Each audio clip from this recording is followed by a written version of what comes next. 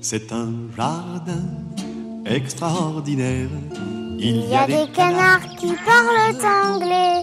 Je leur donne du pain, ils remuent leur derrière en disant thank you very much, monsieur Traîné. On y voit aussi des statues qui se tiennent tranquilles tout le jour, dit-on. Et moi je sais que dès la nuit venue, elles s'en vont danser sur le gazon. Papa, c'est un jardin extraordinaire. Il y a des oiseaux qui tiennent un buffet.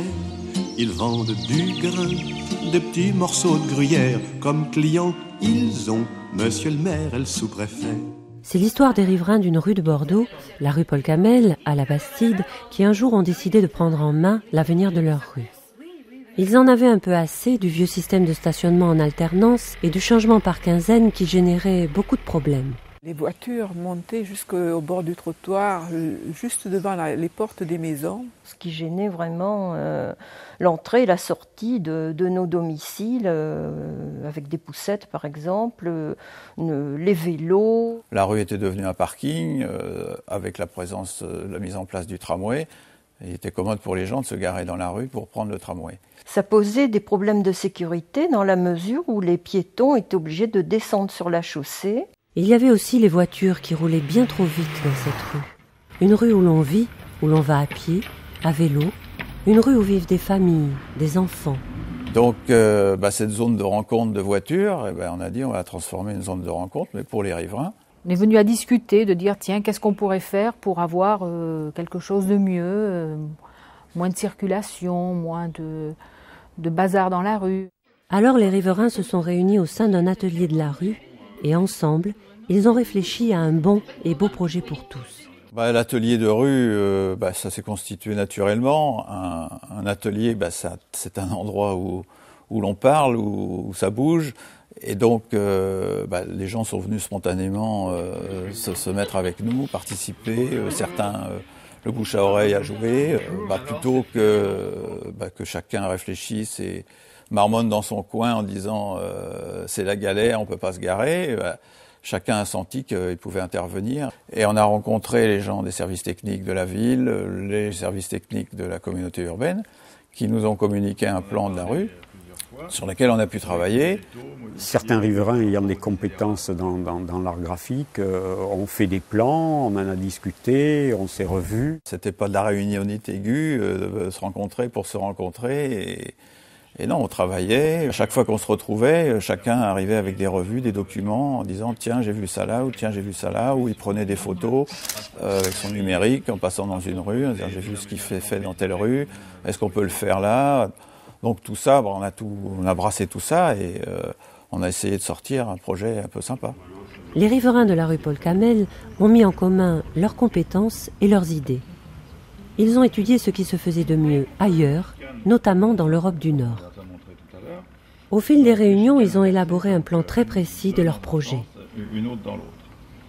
Puis ils sont allés voir le politique et lui ont proposé d'améliorer considérablement et par tous les moyens la vie quotidienne dans leur rue. Ce qui m'a plu dans la démarche des riverains de la rue Paul Camel, c'est leur volonté de se regrouper, de s'unir pour porter un projet. Ce projet, ils ont su le faire évoluer, ils ont su en débattre avec les services, mais l'essentiel dans leur démarche, c'est le fait de se retrouver, de débattre et de construire un projet tous ensemble et surtout arriver à se mettre tous d'accord, ce qui n'est pas toujours évident. Oui, parce que les riverains étant partie prenante, c'est la chose essentielle. S'il n'y a pas de cohésion entre les riverains, je pense que le projet n'aboutit pas. C'est vrai, ce côté, on se rencontre, on se parle, on essaye de s'approprier les choses ensemble.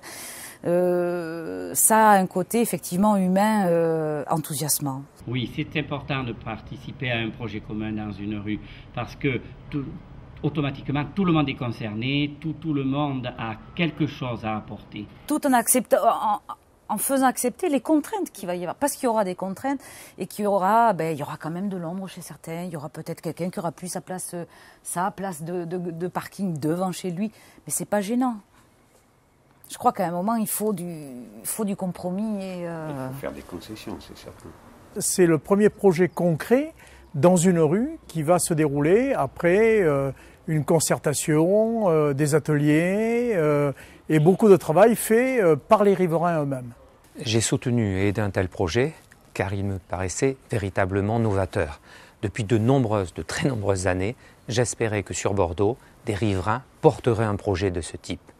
Alors ce qu'il a d'exemplaire, et c'est ce qui a plu au maire de Bordeaux d'ailleurs, c'est le fait que les riverains se prennent par la main en disant on a envie d'un projet rue Jardin, ils se mettent autour de la table avec les services d'ailleurs, ils font des propositions. Le maire de la ville a participé aux réunions de l'atelier de la rue.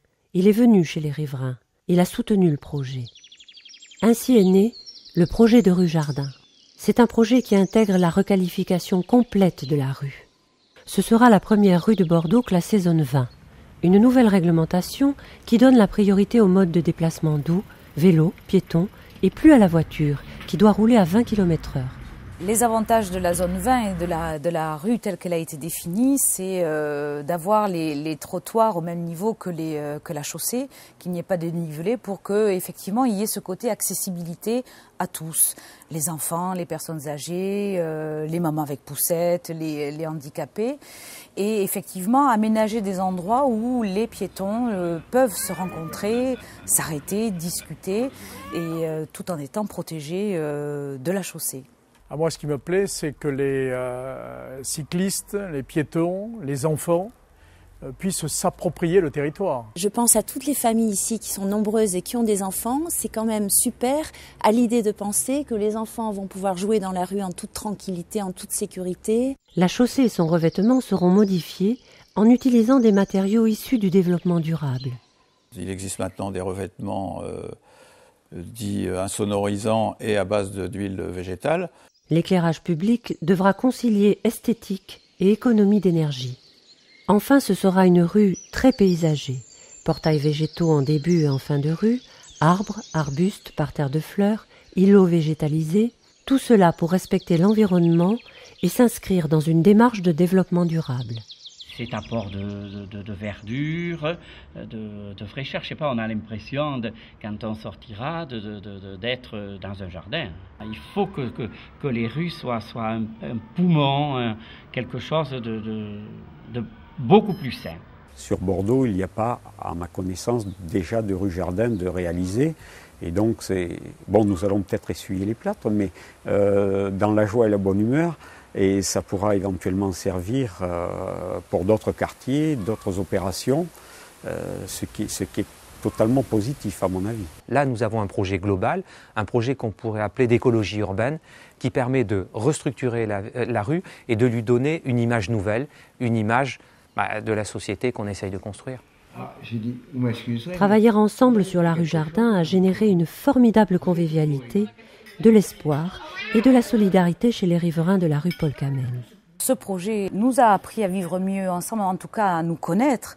C'est vrai que de se parler, de se réunir, ça crée des liens. Et ça crée des liens, et dans cette rue, il y a quelque chose, ça a créé quelque chose un petit peu de magique. J'étais vraiment impressionné par les gens du quartier, par les riverains qui se sont investis dans ce projet. Parce qu'ils savent ce qu'ils veulent faire, ils savent ce qu'ils veulent, ils sont bien déterminés. Non, ça, j'avoue que je suis épaté.